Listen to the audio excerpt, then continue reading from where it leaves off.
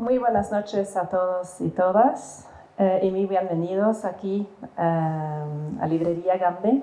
Mi nombre es Ragnhild Imersen y soy la embajadora de Noruega aquí en México. Y realmente me da un enorme gusto de ver a tantas personas reunidas aquí esta noche a torno del gran autor noruego Jon Fosse. Sobre todo es un gusto reunirnos aquí en justo la Librería Gambe, donde sé que son grandes amantes y promotores de su literatura.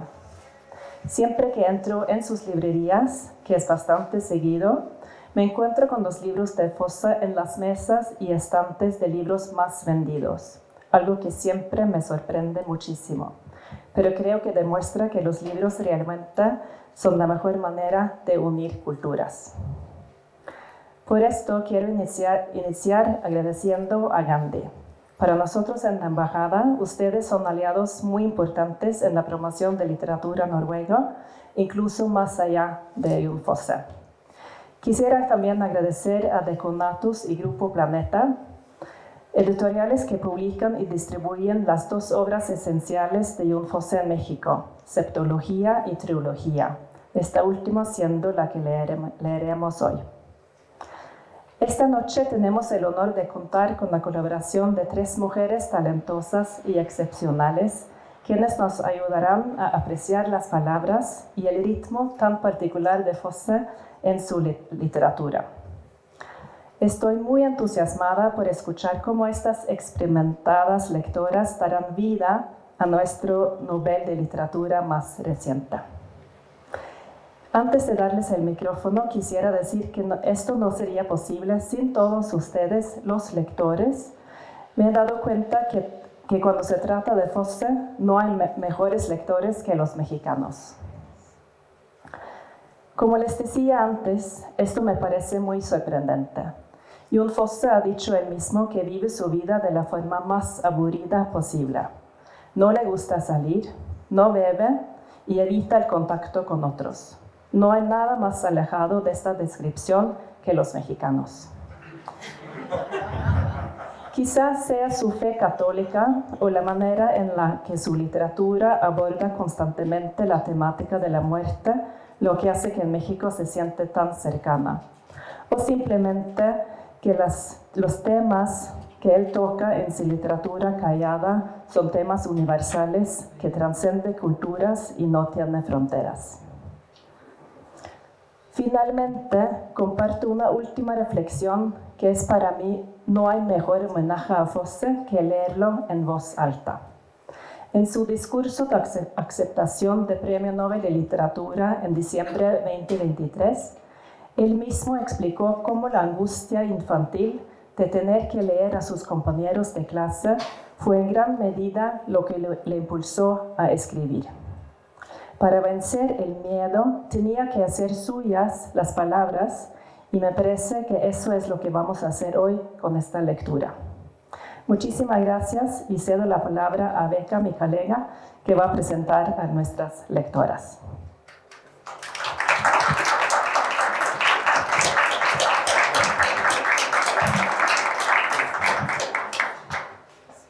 Hola, buenas noches. Vamos a iniciar la lectura con Verónica Langer. Ella se ha desarrollado como actriz en innumerables obras de teatro, así como en proyectos de televisión y cine. Entre otros reconocimientos, ha sido nominada 6 veces al Premio Ariel y lo obtuvo en 2 ocasiones.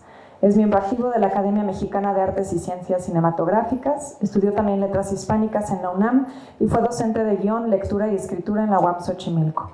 Incursionó en la dramaturgia y la producción con Visitas Inesperadas, pieza sobre la pintora Remedios Varo, publicada en la colección Molinos del Viento de la UAM, así como Ojos Abiertos, Ojos Cerrados, incluida en la antología Mujer, Teatro, País, de la colección Tablado Latinoamericano.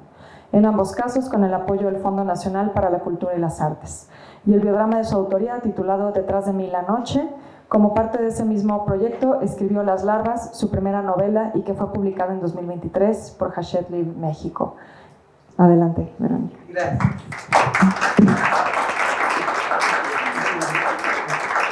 Hola, buenas noches. Déjenme ver cómo le hago con este micrófono. Entonces, Asle y Alida caminaban por las calles de Björgvin. Asle llevaba al hombro 2 atillos con todo lo que tenían, y en la mano la caja con el violín que había heredado de su padre Sigvald. Alida llevaba 2 bolsas con comida, y hacía horas que daban vueltas por las calles de Björkvin buscando alojamiento. Pero parecía imposible alquilar nada en ningún sitio. No, decían, lo lamentamos, decían, no tenemos nada para alquilar, lo que tenemos ya está alquilado. Así decían. Y Asle y Alida tenían que seguir dando vueltas por las calles, llamando a las puertas para preguntar si tenían habitaciones libres, pero en ninguna casa tenían habitaciones. Así que ¿dónde iban a meterse? ¿Dónde iban a cobijarse del frío y la oscuridad ya tan entrado el otoño? En algún sitio tendrían que poder alquilar una habitación, y menos mal que no llovía, aunque seguro que empezaba a llover pronto. Así que no podían seguir dando vueltas. ¿Y por qué nadie querría alojarlos? ¿Sería porque todo el mundo veía que Alida estaba a punto de parir? ¿Que tenía aspecto de poder parir en cualquier momento? ¿O sería porque no estaban casados y no eran, por tanto, un matrimonio decente, ni se los podía considerar personas decentes? Pero eso no podían verlo. No, eso era imposible que lo vieran. O quizás sí lo vieran. Alguna razón tenía que haber para que nadie quisiera alojarlos. Y no era que Asle y Alida no quisieran recibir la bendición de la iglesia. No era que no quisieran casarse. Pero ¿cuándo habían tenido tiempo y ocasión para hacerlo? Contaban apenas 17 años y obviamente carecían de lo necesario para celebrar una boda.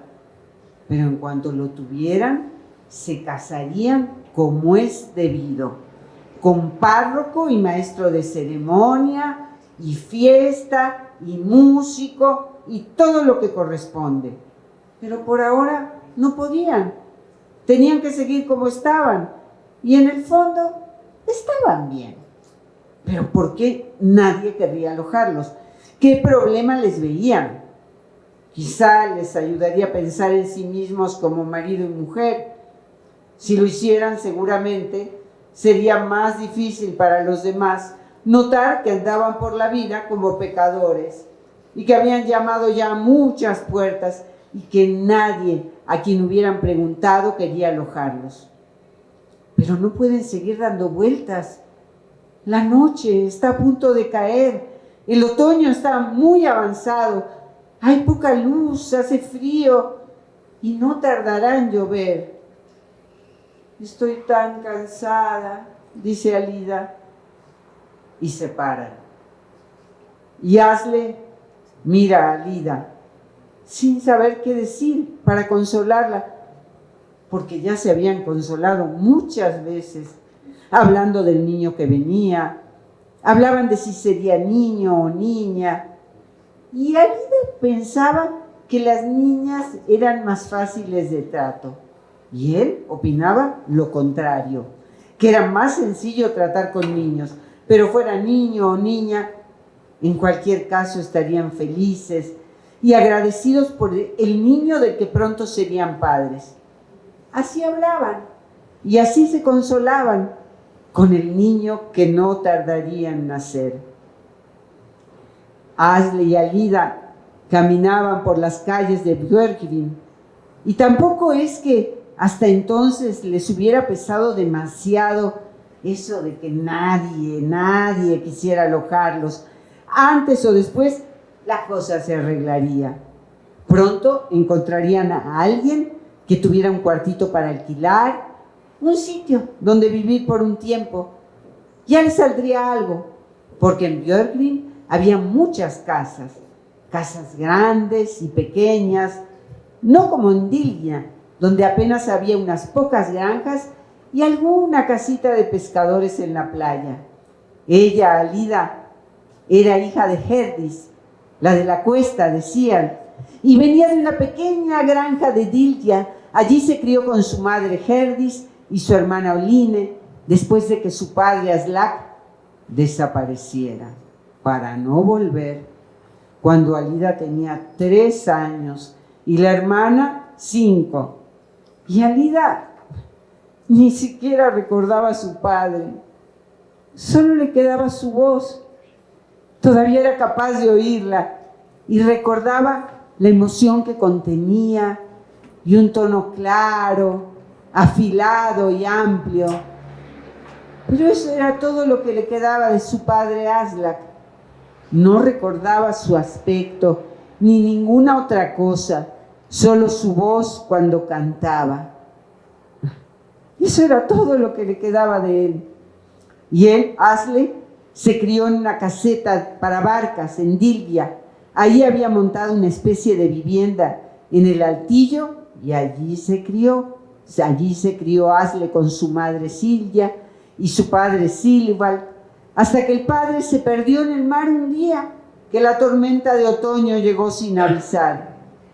Padre Sigvald solía pescar por las islas al oeste y la barca se fue a pique, allí, cerca de la Piedra Grande.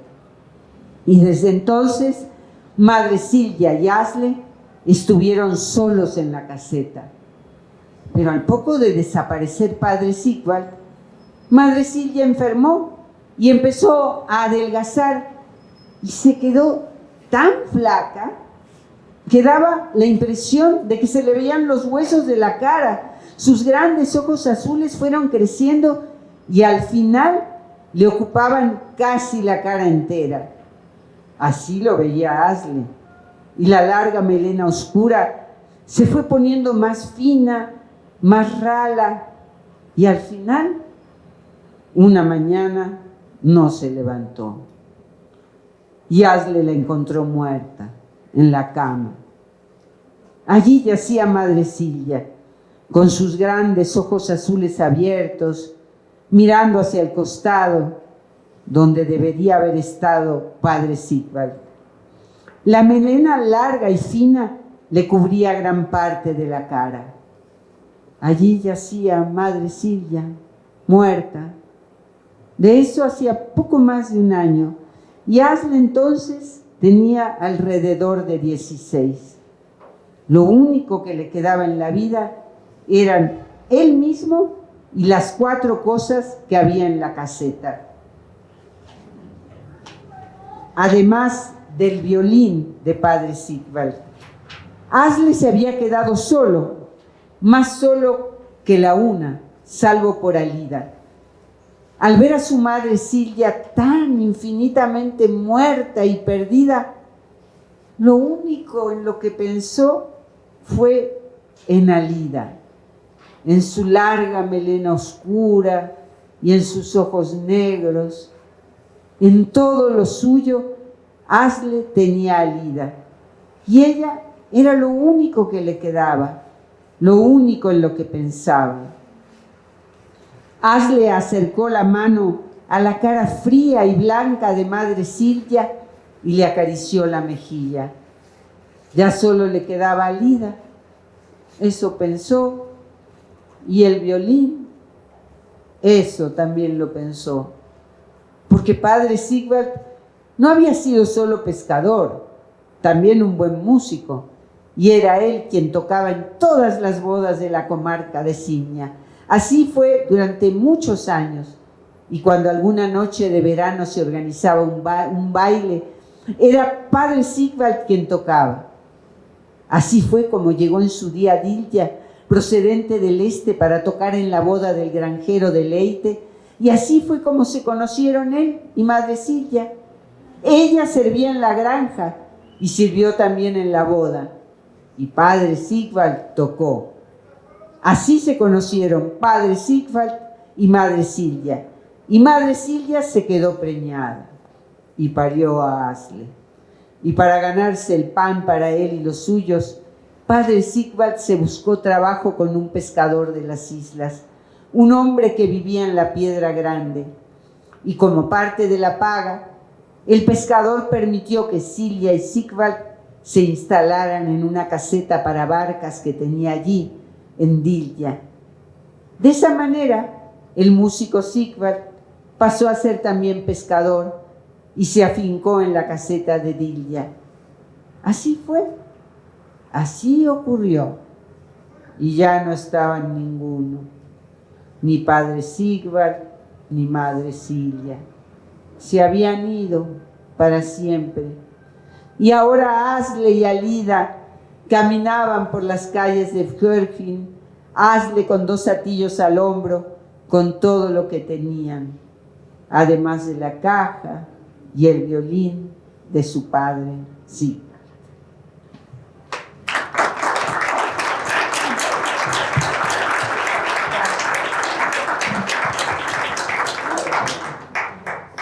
Gracias, Verónica. A continuación vamos a escuchar a Luciana Weiner.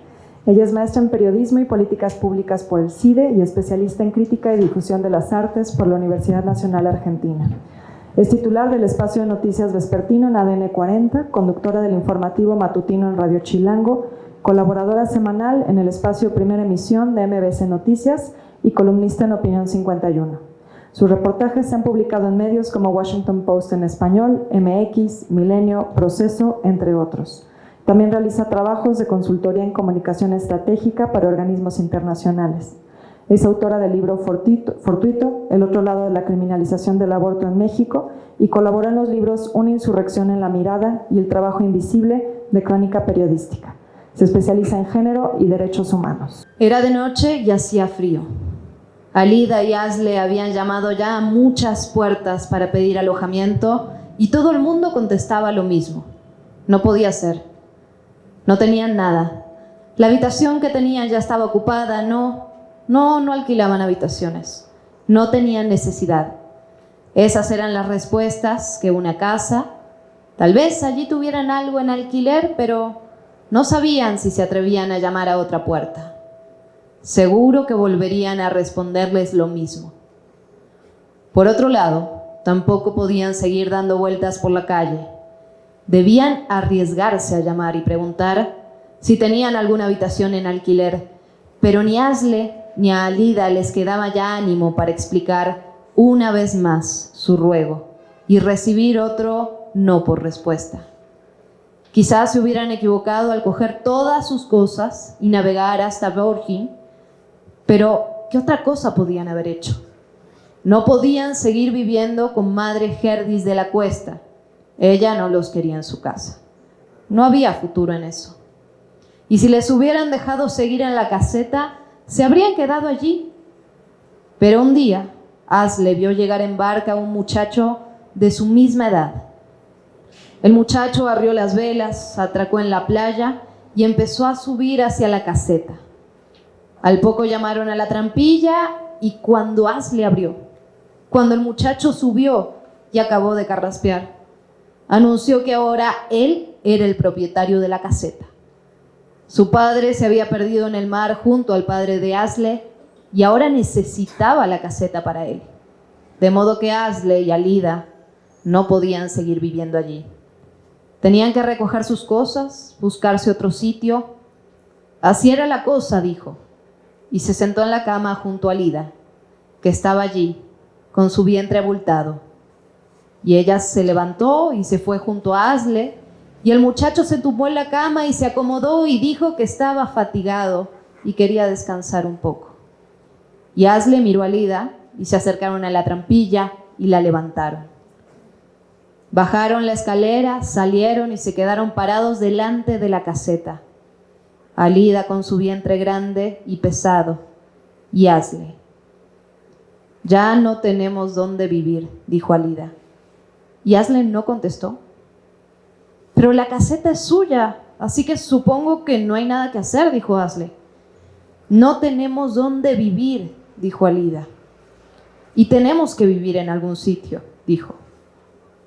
Y se quedaron un rato sin decir nada. Y pariré dentro de poco. Podría ser ya cualquier día, dice. Sí, dice Asle. Y no tenemos a dónde ir, dice ella. Y se sienta en el banco, junto a la pared de la caseta, el banco que había hecho padre Sigvard. debería haberlo matado, dice Asle. No digas esas cosas, dice Alida. Y Asle se sienta junto a Alida en el banco. Lo mato, dice Asle. No, dice Alida. Así son las cosas. Los hay que son propietarios de algo y los hay que no lo son, dice. Y los propietarios mandan sobre los que no tenemos nada, dice. Supongo que sí, dice Asle. Y así tiene que ser, dice Alida. Así tendrá que ser, dice Asle. Y Alida y Asle se quedan sentados en el banco sin decir palabra. Y al cabo de un rato sale el propietario de la caseta diciendo que tienen que recoger ya sus cosas. Ahora es él quien vive en la caseta, dice, y no los quiere allí. Al menos a Asle, dice.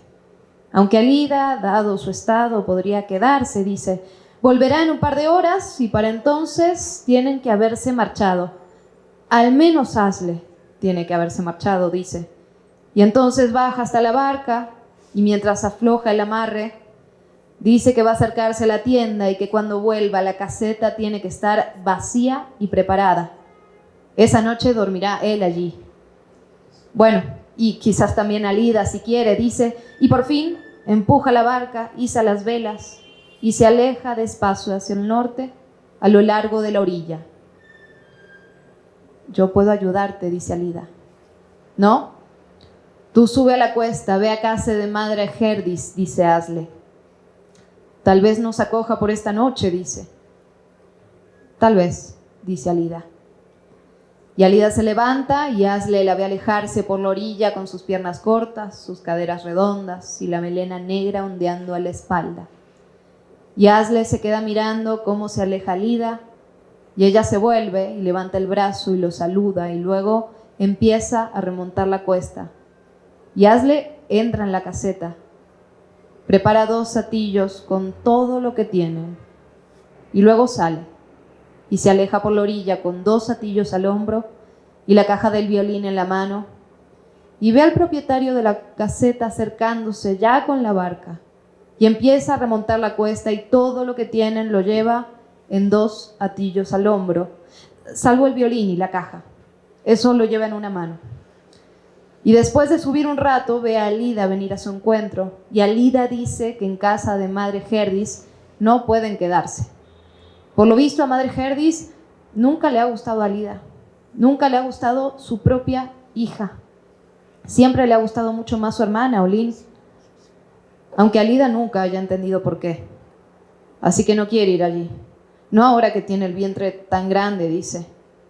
Y Asle dice que ya es muy tarde. La noche no tardará en caer y hará frío. Ahora tan entrado el otoño, incluso puede llover. Así que no les queda otra que agachar la cabeza y preguntar si pueden quedarse un tiempo en casa de Madre Herdis de la cuesta, dice Asle. Y Alida dice que entonces lo pida a él, que ella no piensa hacerlo. Antes dormiría en cualquier otro sitio, dice. Y Asle dice que si tiene que pedirlo, lo hará. Y al llegar al zaguán, Asle cuenta las cosas como son. Dice que ahora el propietario de la caseta quiere vivir en ella, así que no tienen a dónde ir. Pero se preguntan si podrían vivir un tiempo en casa de Madre Herdis. Puede, si no acogerlo, aunque sea solo por un tiempo, dice. Y luego dice que adelante, que pasen, y empieza a subir la escalera. Y Asle y Alida la siguen hasta el sobrado, y entonces Madre Herdis dice que pueden quedarse allí un tiempo, aunque no mucho. Y luego se da media vuelta y baja, y Asle deja en el suelo los 2 satillos con todo lo que tienen, y en un rincón la caja del violín. Y Alida dice que a Madre Herdis nunca le ha gustado Alida, nunca, aunque ella jamás haya entendido bien por qué. Y seguramente tampoco le gusta demasiado a Asle. La verdad es que no le gusta nada, así es la cosa. Y ahora que Alida está preñada y ellos no están casados, seguramente Madre Herdis no quiera tener la vergüenza instalada en su propia casa. Así debía de pensar Madre Herdis, aunque no lo dijera, dijo Alida. De modo que solo podían quedarse una noche, una única noche, dijo. Y Asle dijo que en ese caso no veía otra opción que emprender viaje a Bojin a la mañana siguiente, porque allí debería haber sitio para ellos. Él había estado una vez allí, en Borgling. Dijo, había ido con su padre Sigvald y recordaba bien cómo era. Recordaba las calles, las casas, la gente, los sonidos, los olores, las tiendas y las cosas de las tiendas. Lo recordaba todo, dijo. Y cuando Alida le preguntó cómo llegarían a Borgling, Asle dijo que tendrían que buscar una barca y navegar hasta allí.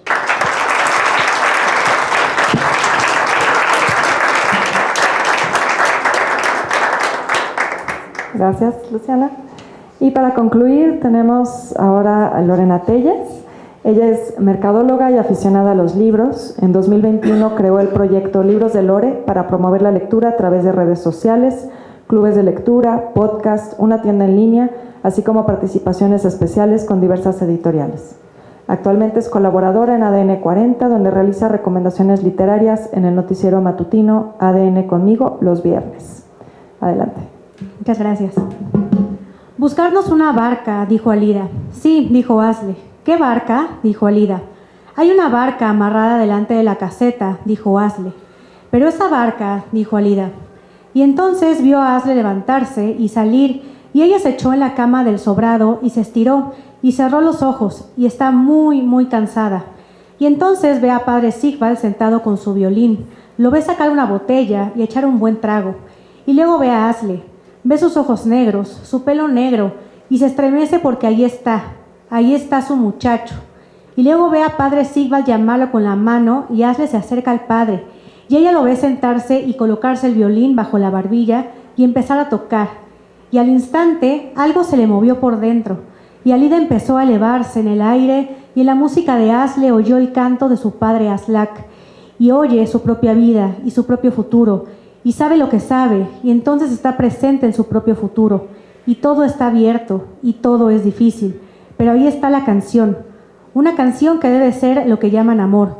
De modo que se conforma con estar presente en la música y no quiere existir en ningún otro sitio. Y entonces llega la madre Herdis y pregunta, ¿qué hace? ¿No tendría que haber llevado ya agua a las vacas? ¿No tendría que haber quitado la nieve? ¿Qué se había creído? ¿Acaso se había creído que la madre iba a hacerlo todo? ¿Que iba a cocinar, cuidar de la casa y atender a los animales? Ya le costaba bastante hacer todo lo que había que hacer como para que Alida, como siempre, intentara eludir el trabajo. No, eso no podía ser. Tendría que esforzarse más. Tendría que mirar a su hermana Olin, ver cómo ella procuraba ayudar todo lo posible. ¿Cómo podían dos hermanas ser tan distintas, tanto en el aspecto como en todo lo demás? ¿Cómo podía ser, aunque claro, una se parecía al padre y la otra a la madre? Una era rubia como la madre y la otra morena como el padre. Así era la cosa. No se podía negar, y así sería siempre, dijo madre Herdis, y desde luego Alida no pensaba ayudar en nada, no mientras la madre siguiera regañándola y hablando mal de ella. Ella era la mala y la hermana Olin la buena. Ella era la negra y la hermana Olin la blanca. Así que Alida se estira en la cama y se pregunta cómo acabará aquello.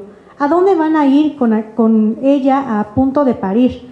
En verdad, la caseta no era gran cosa, pero al menos era un lugar donde alojarse y ahora ni siquiera podían quedarse ahí.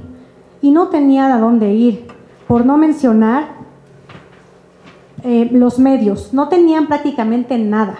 Ella tenía algún billete y algún tendría Asle también, aunque pocos, casi ninguno, pero aún así saldrían adelante. De eso estaba segura. Saldrían adelante y ojalá Asle volviera pronto por lo de la barca. No quería pensar en eso. Eso tendrá que ser como Dios quiera. Y Alida oye a madre Herdis decir que es tan fea y tan negra como su padre, e igual de holgazana, siempre eludiendo el trabajo, dice madre Herdis. ¿Quién sabe cómo acabará? Menos mal que es hermana Olin quien va a heredar la granja. Alida no habría servido para eso. Habría sido un desastre. Oye a Alida decir a su madre y luego oye a la hermana decir que menos mal que ella es quien va a heredar la granja. Esa granja tan buena que tienen aquí, en la cuesta, dice hermana Olin. Y Alida oye a madre Herdis preguntarse ¿qué será de Alida? ¿Quién sabe cómo acabará? Y Alida dice que no se preocupe, porque de todos modos no se preocupa. Y entonces Alida sale y enfila hacia el peñasco, donde ella y Asle han cogido por costumbre encontrarse. Y al acercarse, ve a Asle ahí sentado, y lo ve pálido y agotado. y ve que tiene los ojos negros, mojados, y entiende que ha pasado algo. Y entonces Asle la mira y le dice que Madre Silja ha muerto y que ahora solo le queda Alida, y Asle se tumba boca arriba. Y Alida se acerca y se tumba a su lado y él la abraza. Y luego dice que por la mañana se ha encontrado a Madre Silja muerta en la cama y sus grandes ojos azules le llenaban el rostro entero, dice, y abraza a Alida contra su cuerpo y desaparecen el uno dentro del otro. Y solo se oye un viento suave en los árboles y han desaparecido y se avergüenzan y matan y hablan y ya no piensan y después se quedan tumbados en el peñasco y se avergüenzan y se incorporan y se quedan sentados en el peñasco mirando el mar. Mira que hacer algo así el día que ha muerto Madre Silja, dice Asle. Sí, dice Alida. Y Asle y Alida se levantan y se adecentan la ropa y miran hacia las islas del oeste, hacia la Piedra Grande. ¿Estás pensando en Padre Sigval?, dice Alida. Sí, dice Asle. Y alza la mano en el aire y la mantiene así, levantada contra el viento. Pero me tienes a mí, dice Alida. Y tú me tienes a mí, dice Asle. Y Asle empieza a agitar la mano como si estuviera saludando. Saludas a tus padres, dice Alida. Sí, dice Asle. Tú también debes de notarlo, dice. Que están aquí, quiero decir, dice. Ahora están aquí los dos, dice. Y Asle baja la mano y la posa sobre Alida y la acaricia la barbilla. Luego enlaza su mano con la de ella y así se quedan. Pero imagínate, dice Alida. Sí, dice Asle. Pero imagínate, sí, dice Alida. Y se coloca la otra mano sobre la tripa. Sí, imagínate, dice Asle. Y se sonríen el uno al otro y empiezan a bajar por la cuesta cogidos de la mano. Y entonces Alida ve que Asle está en el sobrado y que tiene el pelo mojado. Y hay un dolor en su rostro y parece cansado y perdido. ¿Dónde has estado?, dice Alida. No, nada, dice Asle. Pero estás mojado y frío, dice Alida. Y dice que Asle tiene que meterse en la cama con ella y él sigue parado. Pero no te quedes ahí, dice Alida. Y él sigue parado como un palo.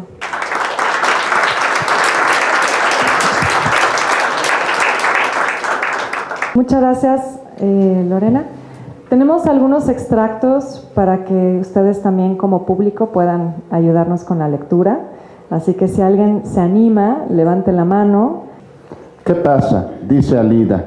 Y él dice que tienen que irse ya, que la barca está lista.